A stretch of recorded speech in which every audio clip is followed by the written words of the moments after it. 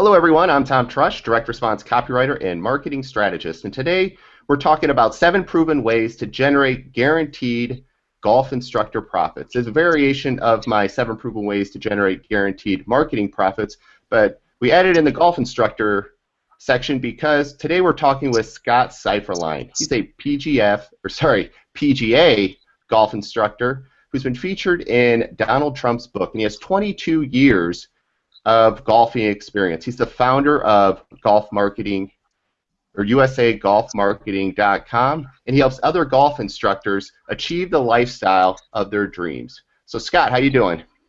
Very good, Tom. Thank you very much for being on this, for having me on this show. This is fantastic.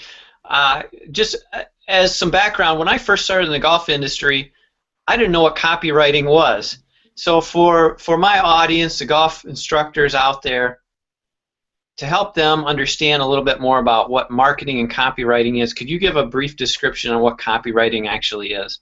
Yeah, sure. Well, it's essentially salesmanship in print. I mean, anybody's in the marketing world has probably heard that before, but the way I like to describe it, though, it's that challenge of getting people to take action from the written word. And whether that written word is on a website, on a sales page, postcard, whatever it is, getting them to take your desired action. And unfortunately, there are cases, and I'm sure we'll get into this, where the thought is, let's get that desired action being some type of sale. And so they kind of jumpstart to that point. And that's not really, when it comes to effective marketing, yes, the sale is absolutely necessary, but we kind of have to take a journey to get to that point, and that's where some of these proven ways to generate guaranteed marketing profits come from. Because it's all about relationships when it comes to marketing. I mean, would you agree, Scott? And I discovered that, oddly enough, copywriting was probably the highest paid skill that I've ever learned. I mean, we would think as golf instructors that what we do is our highest paid skill. In other words, giving a golf lesson would be our highest paid skill, but actually the highest use, most profitable use of our time is to learn how to write copy that sells. And so that's why I'm really excited to share this information with golf instructors today. Awesome. Yeah. I mean, it's definitely, if a golf instructor can learn how to write marketing copy, I mean, pretty much you can create marketing materials at will and generate response. I think there's a big challenge where people think when they have to sit down and write marketing copy, immediately what goes to their head is, what can I put on this sheet of paper or on this website that's going to generate a sale? And you get all tense and you get that writer's block, and it's hard to get words to come out from your mind into your fingers to click on that keyboard. So hopefully we can help solve some of those problems today. Yes, let's do it. All right. So should we get into the first one? Perfect. All right. So the first way to generate guaranteed marketing profits is to place your marketing where prospects gather. And not only that, I think you have to take it a step further, and you have to place that message where prospects gather, but then also drive your audience back to a location where you can collect contact information.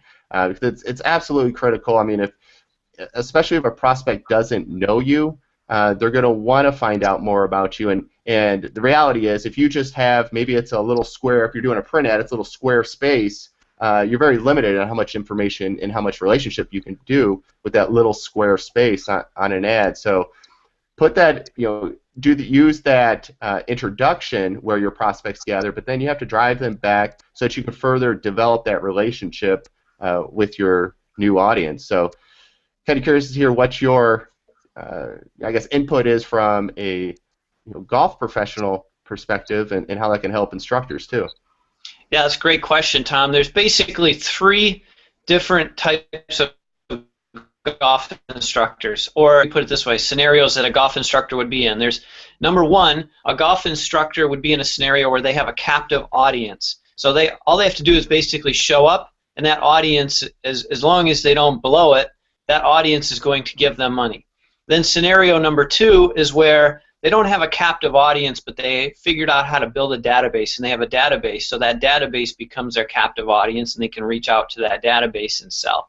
And then there's scenario number 3, the most difficult scenario to be in, is basically starting out with 0 captive audience and 0 database. So you'd be at a golf facility where there's no captive audience. There's not really any people that you can go out and solicit business from, and you have no database. So now, out of those three scenarios, scenario number one is obviously the best. You have a captive audience, but you still want to be able to drive that traffic, that captive audience, to a place where they can build a relationship with you. So number one, that relationship is face-to-face. The more you can get face-to-face time with that audience that's already there on your existing site, the better that is.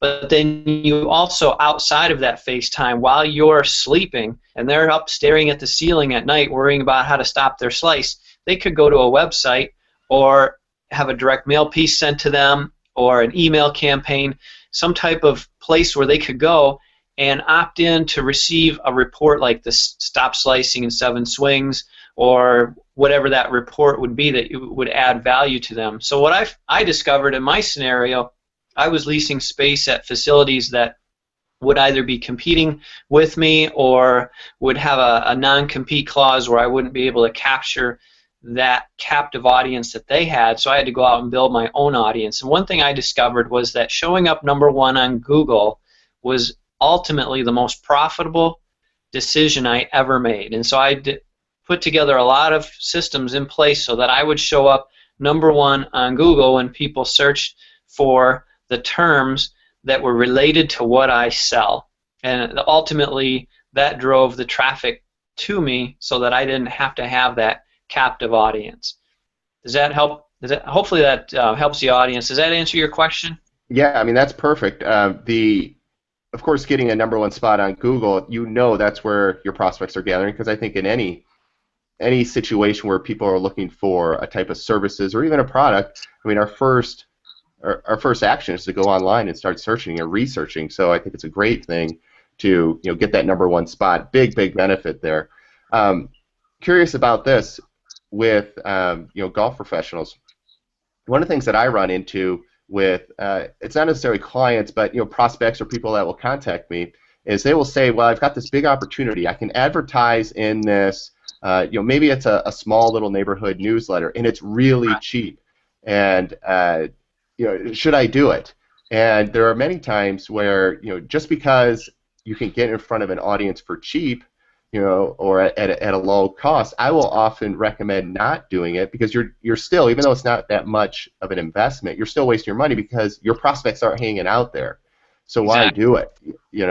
I mean, I'm just curious, does that happen in your industry as well? That absolutely happens. I was talking to a golf course about 5 years ago, and they were disappointed with their campaign results. They had sent out basically a free round of golf to 20,000 people within 10 miles of their private club, and they only had 16 responses out of 20,000. They were wondering why. And I asked them if they sent it to golfers, and they said, what do you mean? We just sent it to people that live within 10 miles of our facility. And I said, well, if we would have cut that into, let's say 10% of the population actually plays golf, now let's mail 2,000 of those people. We'll get the same 16 responses, but we only had to mail 2,000 versus 20,000, so the return on investment would be much greater. So that absolutely happens. There's constantly, I would call them basically shiny, flashy lights in our face of, hey, advertise over here with us because we'll get you in front of 75,000 people. And this lure that there's this big audience to get in front of. And the more we can target and niche our marketing so that our marketing is only going to those people that are staring at the ceiling at night saying, oh my gosh, how am I going to stop my slice? If we can target that audience, it's so much more profitable.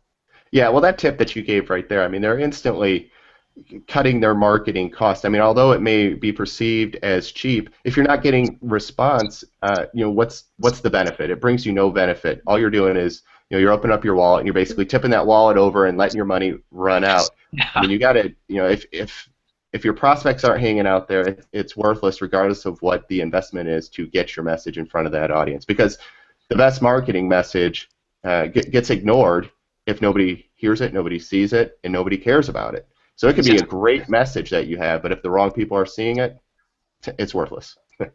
Exactly. Yeah. So let's jump on. We'll go to number 2. And number 2 is to communicate with prospects and clients on a regular basis. The challenge that I see here, and we've touched on it, is the list building. And so many clients or prospects that I'm working with, really list building takes a back seat. So what happens is they're always trying to get in front of an audience. They always have to pay to get in front of an audience. And I often tell them if they're not generating a list, then they're overspending on their marketing. Because if you have a list, regardless of how small it is, you still have an audience that is anxious, that is eager for your message. And if it's an we'll just use email for an example, which is something that I think a lot of people like because of the cost effectiveness. But you can, if you're communicating on a consistent basis and you're delivering value, well then people are going to embrace your marketing message. And in fact, if it's good value, they're going to share it for you. So you often get an army of people that will spread your marketing message at no cost for you, but then it also provides that third-party endorsement as well because it's coming from somebody else. So how does that apply to the the golf industry? Oh wow, I could go on and we could do a whole day seminar on this, Tom. This is a great topic right here. And I know a little background about you that the audience doesn't know is that you do a fair amount of marketing for attorneys. And my golf instructor colleagues will hate me for saying this, but golf instructors are a lot like attorneys. In that we were trained through schooling and through traditional being in the business, the traditional business of golf. We were trained that if we get a lot of certifications and a lot of knowledge, that's the secret. We need to know as much as possible, and then people will come and do business with us. And attorneys, I know, are trained the same way. But if an attorney doesn't know how to market and communicate with their audience and build relationships with their audience, they're dead in the water. And that's the same case with the greatest golf instructors. We have a lot of golf instructors in our industry that were section teachers of the year, chapter teachers of the year. They have awards. They have certifications. If you look at their website, they have 6 or 7 certifications right on the homepage. And a lot of these golf instructors are making less than 6 figures, even with all those awards and all that certification, because they don't know how to market and communicate with their audience. So your question was staying in front of them consistently. One example of that in the golf industry, and this was featured in the I believe it was a February 2012 PGA magazine, but it was my 67 touch system that I put in place and used with my own clients and prospects. And the 67 touch system is a communication system I use that consists of email campaigns, direct mail campaigns, and even actual cards like a greeting card campaigns. And so the email campaign was 52 weeks of champion success strategies, basically golf tips. I call them champion success strategies. So that goes out once a week, 52 weeks out of the year. Then I send a monthly newsletter. That was a direct mail newsletter that I sent out once a month for 12 months.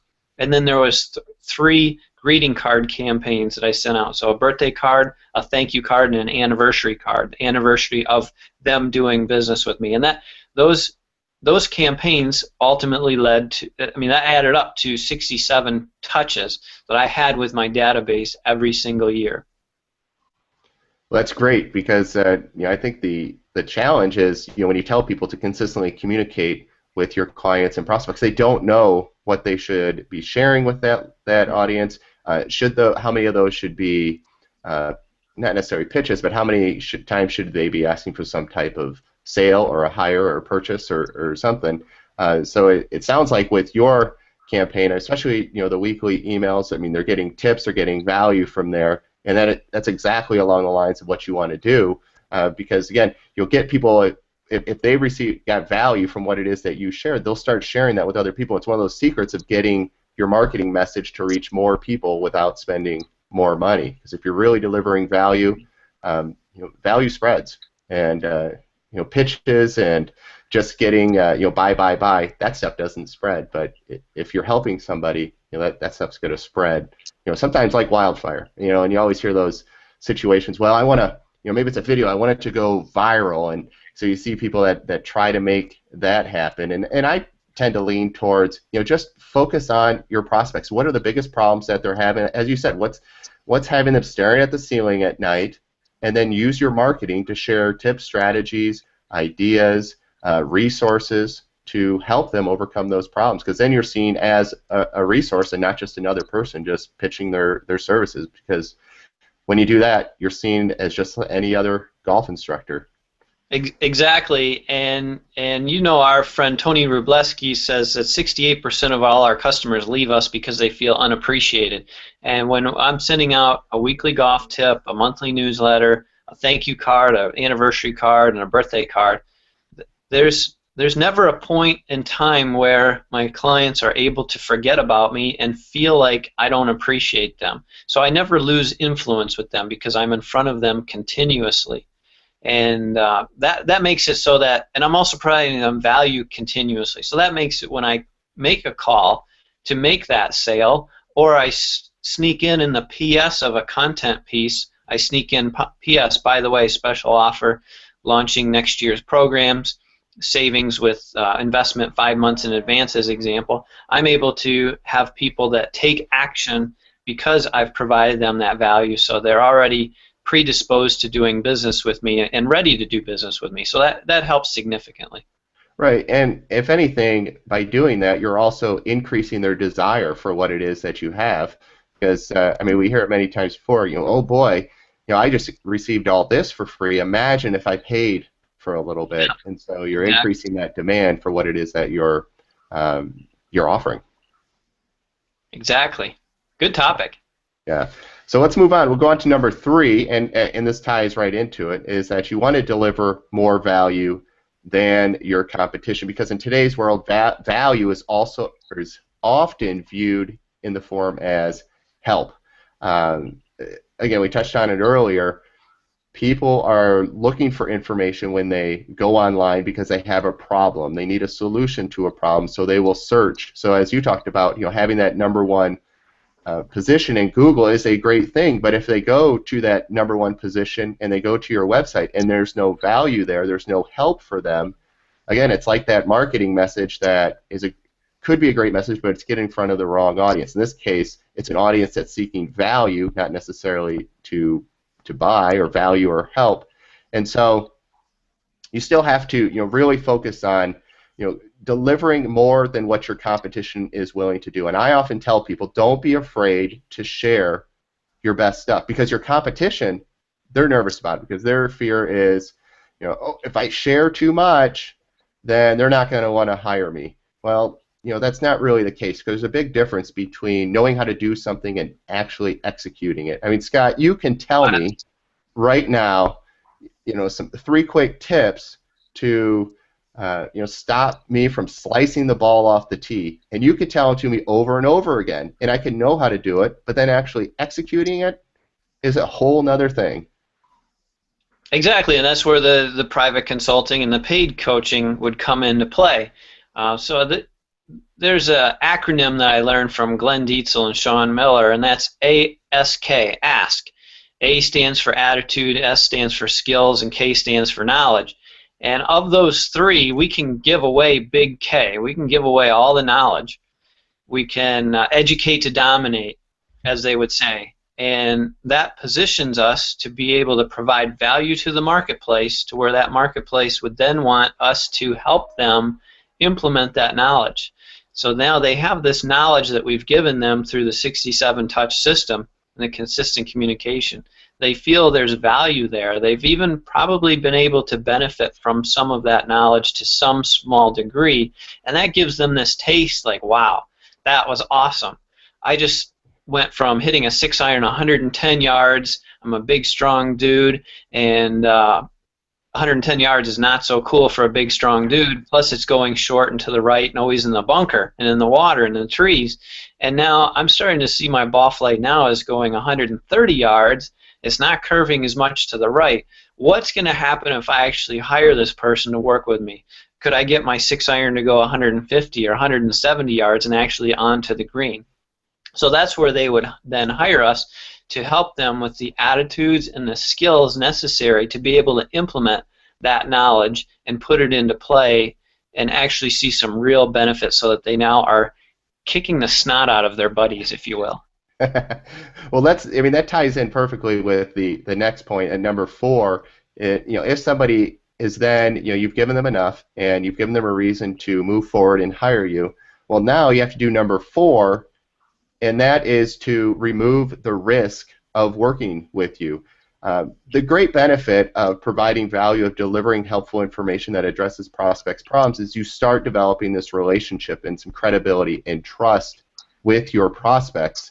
However, they're going to go into a buying situation, and any time that we go into a buying situation when we have to pry open that wallet, there's a voice in our heads that say, oh man, am I going to get taken advantage of? Is there going to be something that's could go wrong here, and I'm a little bit nervous about it. So you got to understand that regardless of how often you have communicated with prospects, there is a chance that they're not going to trust you. And so you have to remove that risk in working with you, and probably the easiest way to do that is with some type of guarantee. And all you have to do is just think about what's the biggest hurdle holding back your prospects from working with you, and then address that hurdle in your guarantee, and it would often get them to take that action. Because it's almost like, we talk about in marketing circles about entering the conversation that's going on in your prospects' minds, and they're thinking about that. In their mind, they're like, ooh, I don't know if I should do that. I don't know. Maybe Scott isn't going to show up at all of our lessons, or he's going to have to reschedule at the last minute. I don't know if I want to move forward because I'm nervous about that because my time is tight, it's valuable. But if you take that situation and you now address it in a guarantee, well, then they're like, oh man, I was just thinking about that, and now I can see that that problem has been solved. So what are your thoughts on guarantees, Scott? Yeah, you gave a perfect intro into that too, because we think in our industry, we think of guarantees as offering a satisfaction guarantee or some type of bland guarantee, like be happy with your results type of guarantee, and those don't have power. And we also struggle sometimes with, well, what should I guarantee? And so you guaranteed the time factor. Time is valuable. Guaranteed that your instructor will show up on time, not be on his phone during your lesson, and actually pay attention to you. And so there's a certain percentage of the marketplace that would respond to that because they've had that experience. Their instructor doesn't show up on time. He cancels, reschedules, she gets on the phone, crosses their arms during a session. So there's lots of different things that you can guarantee and make it fun too, instead of just the satisfaction guaranteed BS that doesn't have any impact whatsoever. You can have fun. In fact, one of my guarantees, and this goes back to a unique selling position that I had, it was stop slicing in 5 swings guaranteed. Well, that in itself was powerful because it targeted slicers and it targeted a time period that they would achieve that goal, just 5 swings, and it was guaranteed. However, I backed that up with the following statement. If you can honestly say after your session it was not the most amazing experience you've ever achieved in your golfing career, and you can honestly say that you have not witnessed progress in your golf swing and in your golf score, I will personally buy your golf clubs and give you a bowling ball or tennis racket. I love that. I love that. And that's what I like, in seeing your copy, Scott, is that you do like to have fun. I mean, the reality is marketing should be fun, but most people don't look at it as being fun. But with the guarantee, this is one place where you can really grab some attention and have some fun, and that would get people laughing. And it may not be laugh out loud stuff, but at least it's going to get them, to think, well, Scott's a little bit different here. He's there to have some fun, and this isn't. And maybe, one of their fears is, well, geez, it's going to be really stuffy if I go on a lesson with Scott. I don't want to go. Maybe it's going to be, that country club setting that you see on in movies and stuff where you're going to feel out of place. But then, with a guarantee like that, Scott, you prove that you're out there to have fun, but they're going to learn something at the same time as well. Yes, and it would create laugh out loud when people would flip that business card over and actually read the guarantee statement, and they would laugh about that. And oftentimes they would come to their first session, and they would be in this position where they would be trying to sell themselves to me, that they would be a client that would be good for me to have, because the last thing that they want is for me to have to buy them a tennis racket. They really want this to work, and they're ready to listen. So that guarantee had benefits on multiple fronts. That's incredible. I love it. Love it, Scott. Well, let's jump on. We'll go to number 5, and we've touched on this already quite a bit, but we'll dig into it a little bit more. But number 5 is to stick to a marketing schedule. And I put this one in because so many times people will only market when they need leads or they need to generate revenue. And what happens when you do this is that your marketing comes off as desperate. And so that's why the schedule is so important, and the consistency is so important. I'm a big one in marketing and in creating trust through your marketing materials, and consistency creates trust. So if you're communicating on a regular basis with your clients, again, as we talked about earlier, they're not only going to look for your message, they're going to embrace it more, and you're going to start developing this relationship with people. And I'm sure you've had a situation, Scott, where because you're communicating with people on a consistent basis, oftentimes people will, they'll get to know you. They'll start replying to your emails, asking you questions. You may go to a in-person event, maybe it's a networking thing or it's some kind of an awards event or something, and people will come up to you because they've received your marketing messages. They feel like they know you, and you'll look at them and you're like, man, I don't know who you are. It's kind of a weird situation, but when that happens, it just kind of shows you that, hey, your marketing is real. It's treating people as one-on-one. They're getting value from it, and it's a great position to be in when people feel so comfortable with you that they're willing to approach you in an in-person event, and you may not know them, but still you've already developed that relationship. And there's a danger if all you're doing is sticking behind your keyboard and you're not making those face-to-face contacts, because they could be really, really beneficial. But I guess the last point here is the key to remember is that you want to have this consistency, because there are many times where your prospects aren't going to take action on that first contact. And I put this stat in with the sheet that has these guaranteed marketing profits on it. It said 80% of sales are made between the 5th and 12th contact with the prospect. And so that ties right into what you were talking about earlier, Scott, is was it 61 points of contact that you had with that campaign? Right, 67. 67, yeah. So yeah, you just got to keep with that schedule. Oh yeah, exactly. And so we're looking at, if you only have 20% of your sales come in the first 5 contacts, and then the other 80%, 7 or beyond 5 contacts, and oftentimes in the golf industry, it's even more than that, because we have seasonal businesses. So we may be like you are in Phoenix. So the season there is now, it's happening now, and people are buying now. But in the summer, when it's 120 degrees, they're not buying as much. So it's tougher to create those year-round sales. And here in Michigan, this is a time of year that they're not buying traditionally, and the May, June, July months are more the traditional months in which you can create that cash flow. So now a lot of golf instructors struggle with that because they only create cash flow for 3 to 6 months out of the year, and then those other 6 to 9 months, basically, they're struggling with either average cash flow or very little to zero cash flow. What I discovered was that if I communicated consistently with my database, I discovered I could create cash flow 12 months out of the year, even when I'm not actually providing the service 12 months out of the year. So I don't coach golfers 12 months out of the year, but I'm able to create cash flow 12 months out of the year, and relatively consistent cash flow, so that it's not way up here one month and then way down another month. And that consistency of that communication, 67 touches a year, helps with that significantly. I've actually had people on my database that have purchased after receiving 600 plus emails.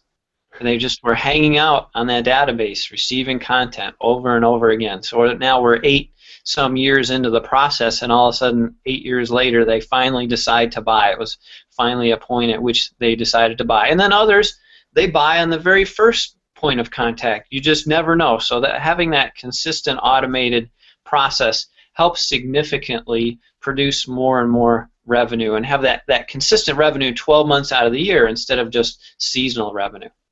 Yeah, well, you touched on something there that I think it's overlooked quite a bit in the automation side of it. I mean, how do you use automation in your marketing? I'm sure, I imagine you're doing some autoresponders, and in case people aren't familiar with autoresponders, basically those are emails that go out on a designated period of time. But I'm curious, Scott, what are some of the automation things that you do for your marketing? I do have an automation where somebody signs up, opts into my list, they receive a series of autoresponders. But on top of that, because my business is mostly seasonal, where I'm coaching most of my golfers from May through July, in the off season, I pre-write a fair amount of my content and material and set it up so that my 67 touch system goes out and all I have to do is copy and paste the week that it's going to go out, and I can even copy and paste that in advance. I've got one campaign going right now that is called the drawing a blank on the specific name of it, but it's a content generation campaign for golf outing coordinators, and they are sending my content to their lists to try and get their list to sign up for their golf outing. And I pre-wrote all 23 of those steps so that now they're already preset to go throughout the year, and I don't have to worry about it. It just automatically goes out. So I use an autoresponder email campaign system through Legendary Marketing, and a lot of golf industry professionals know Legendary Marketing in our industry. Okay, no, that's awesome. That's awesome. Well, let's jump on to, let's see, number 6. And number 6 is to create an experience for others. Now, the reality, I put this one in because the reality is most marketing is boring, and most of it gets ignored because it's boring. And there's no value to the prospect or the client or anyone who might be remotely interested in what it is that you're offering. So you need to create these experiences. We've talked about having fun in your marketing, and that's one way to do it. But also another thing to think about is that anybody, regardless of what industry you're in, and I'm sure it's the same for the golf industry, is that your prospects recognize, for example, what an advertisement is. And so if they open up a newspaper and they see an ad in there, they immediately recognize, hey, that's an ad. So on a subconscious level, many people will just ignore that. Say they get a flyer, immediately the subconscious mind tells them, hey, this is a marketing flyer. This doesn't necessarily benefit me. It's to buy something. So they won't give it as much attention. And so one of my big tips for creating experiences is to make your marketing not look like marketing. Because again, we want to overcome that subconscious level in the brain that tells your prospects, hey, this isn't something that's worth looking into because it's just a marketing message or it's just an advertising message. So marketing comes down to emotions, and people will take actions based on their emotions and then back it up with logic. And as we said, something fun is going to target emotions. A big one that I like to use is target the element of surprise. I mean, maybe it's delivering so much value, more value than people are expecting, or in the case of, say, an advertisement, if your prospects know what an advertisement is and you're advertising in a newspaper, for example, make your advertisement look like an editorial. And so what's going to happen, I mean, many studies have shown it's up to about 700% greater readership with an advertorial than it is with a traditional ad. And so what will happen is, readers, people of a newspaper, will read your ad, which looks like editorial in the publication, and then they'll come to an end and they'll be like, oh man, that was an ad actually, and I didn't even realize it. And it's not that you want to, you're not trying to trick them. It's just, and the thing is, if your ad is actually delivering value, then you're rewarding them for reading your information. So, kind of turn this over to you, Scott, and get your idea. And how do you create experiences in your marketing in the golf industry? Yeah, that's a great question because we're creating 67 touches a year, and so what do you send? I mean, a lot of people are thinking, well, I'm not a creative person. How am I going to create this content? But you can structure your golf tips so that they're engaging and entertaining instead of using a lot of golf language. You can read it as if you're writing golf tips to people that just play once a week or once a month and are not really familiar with all the technical terms, and you can have fun with it. You can share stories. I created a campaign one time called the Big Joe campaign, and it was about this profile of this golfer who was actually a dream client of mine. It was the perfect setup scenario. And so it got into a lot of the psychographics of what Big Joe is experiencing, how Big Joe is going to handle certain golf shots around the green, and there was this whole story that was actually in multiple emails that went out about this Big Joe experience. And so that was a successful campaign. And then there's other things you can include to break it up. So you may share, sometimes you may share outside of the golf tips, you may share tools that would then help with those golf tips. So if you give a stop slicing example golf tip and then you share a tool the following week, or even a training tool that will help you stop that slice. So those are some examples of how you can break it up so it's not monotonous and boring. Well, one that jumps out to me, this was fairly recently. I saw a video that you did, and I commend you for this because I mean anybody can do this. Is you just create these videos and experiences out on the course where you had it. I watched it where you get that mark on your pants from when you have your keys and you're getting out of the golf cart. You gave the tip on how to avoid that and why it happens. And I was like, I watched it. I was like, man, that's happened to me before. And of course, I think in the back of your mind, you know why it's happening. But I loved how you took just a fun angle, something that not necessarily is a traditional golf tip, and you made a fun little piece to maintain that communication with your clients and prospects. So I commend you. That was a great one. Yes, thank you. And there was another one last Kentucky gave this golf tip on how to avoid goose shit when you're putting. And it's how to make that putt without hitting the goose shit. So that was a great tip, and I swiped that and deployed that into how to hit when goose shit is behind your golf ball tip. And so you can have a lot of fun, and you don't have to always be politically correct. You can engage your list with a lot of fun material. You just allow yourself to not be stuck inside this box of, oh, I have to teach perfect grip, stance, alignment, and posture, and this perfect technical deep playing and all the 3D and technical terms. You can have a lot of fun with your golf tips to engage your list. Yeah, and that's going to create that experience. So good job on that one, Scott. So let's tie into the final one here, number 7. Embrace small audiences. Now, I left this for the final one because it targets a very big, I think, misconception for people. And we touched on it a little bit earlier, but so many times we have people who think getting in front of a bigger audience is better. And what I encourage people to do is embrace something called narrowcasting. So let's talk about the difference between narrowcasting and broadcasting. Broadcasting is taking a small message, a little message, minimal message, putting it in front of a large audience for a large fee. So something for broadcasting might be traditional TV advertising or radio advertising, where you have this set period of time to, maybe it's 30 seconds, maybe it's 60 seconds to deliver a message, and you're going to get in front of a lot of people, but it's also going to cost you a lot of money. And I think in this day and age, although broadcasting is effective, there are some times where I think you should be using it.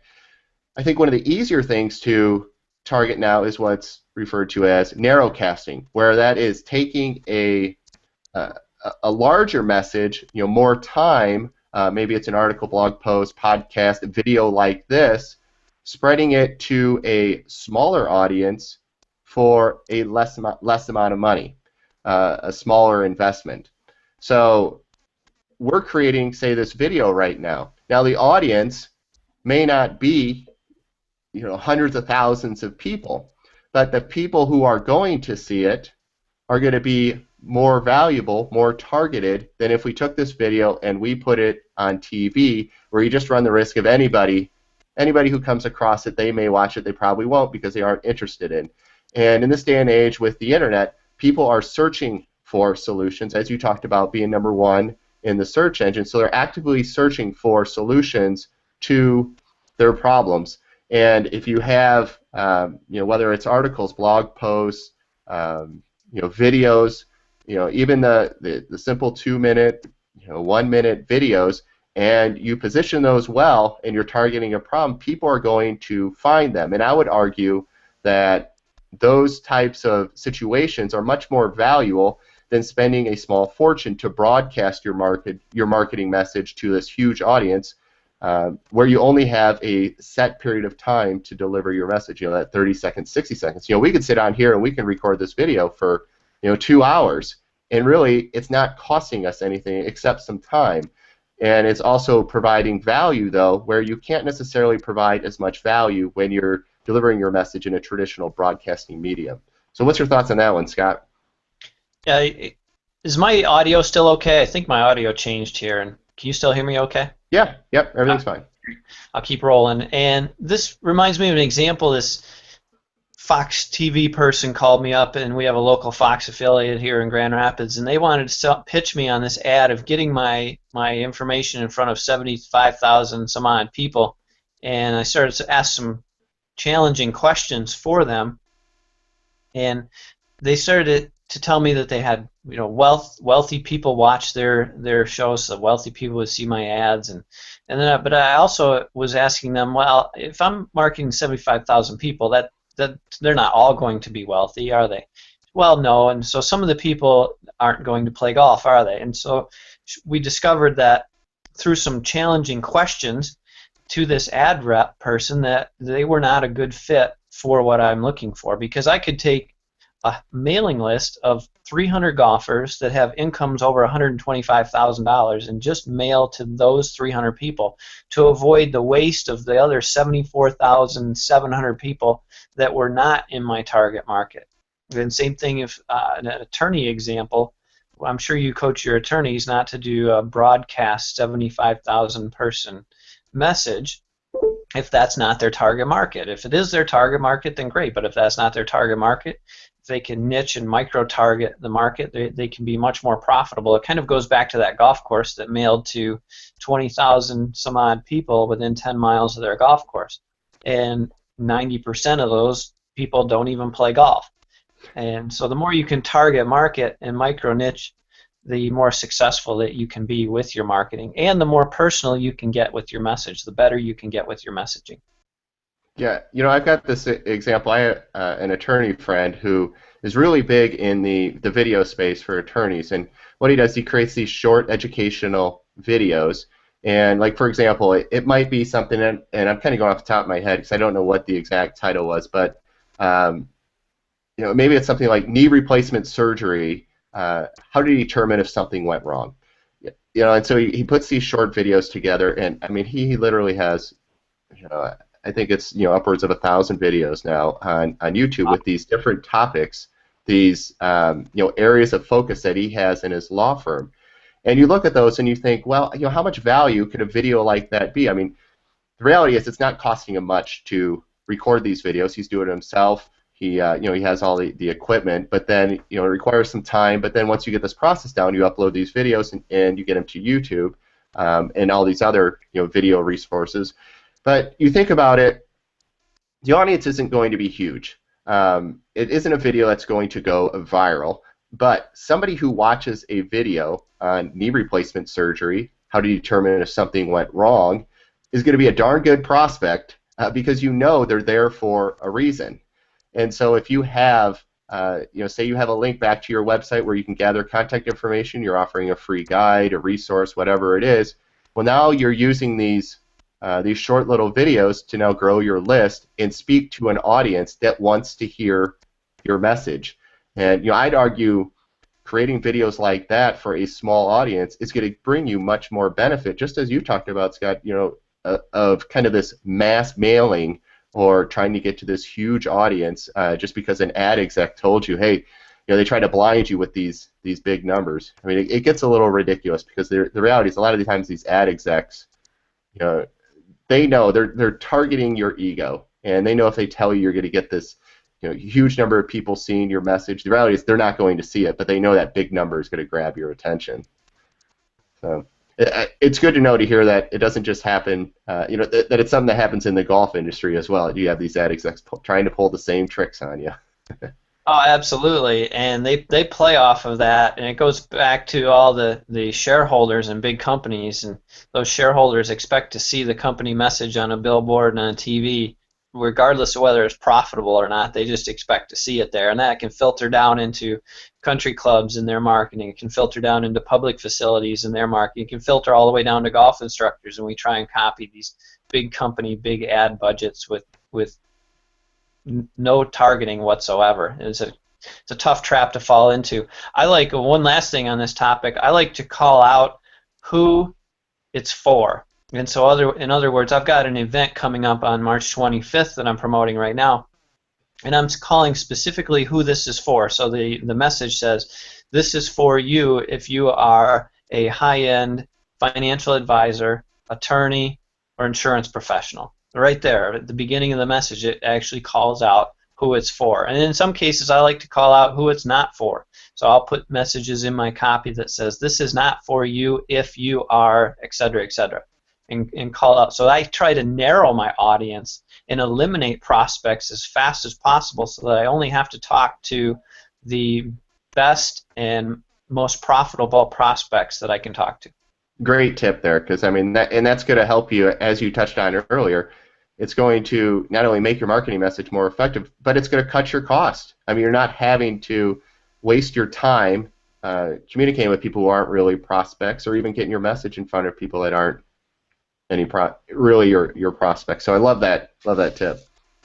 All right, well, we reached all 7 of our proven ways to generate guaranteed marketing profits. So I mean, any last minute advice you want to give, Scott? Well, yes, I think we've given our audiences some great content. I know all the golf instructors out there are really going to love this, but they're also thinking, okay, this is awesome, I want to start implementing, but how do I actually write this copy? I'm not a creative person. How do I write this? What programs do you have in place? I mean, they could hire you personally, and what besides hiring you personally, and I want you to share with my audience how they could hire you personally to write copy, but what other options do they have to engage your services? Well, I think probably the easiest thing to do is to go to my website at tomtrush.com, and I have resources there that allows them to gather tips and ideas for writing their own marketing pieces. I have 3 books as well that, if you just search my name on Amazon, those books will come up. The most recent is called Escape the Expected: The Secret Psychology of Selling to Today's Skeptical Consumers. And I wrote that book as a way for people who they don't even necessarily have to go through the entire book. It's designed that you can open up to any page and you can get a tip or an idea or a strategy to implement to help you generate leads, or to help generate greater responses on existing marketing materials that you're already using. Of course, I have other free resources. If you go to tomtrush.com, there is always, and I change it all the time, there's a free guide on there. I'd have to look at what one I'm offering right now, but it's a way that you can get some quick tips for free.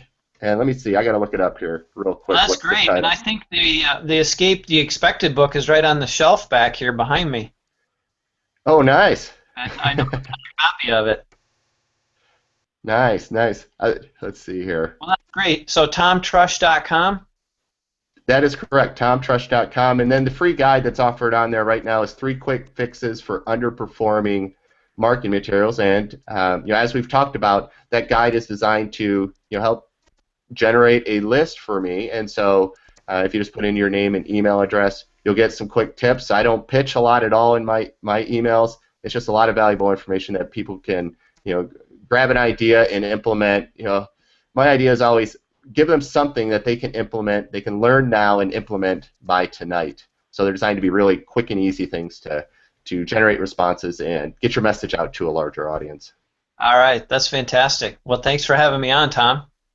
Hey, well, thank you, Scott. I appreciate having you and sharing these tips. It's interesting to hear the perspective from a golf professional perspective, and definitely, I mean, I learned a lot, just from your tips. So, again, thanks a lot for the time, Scott. I appreciate it. Thank you.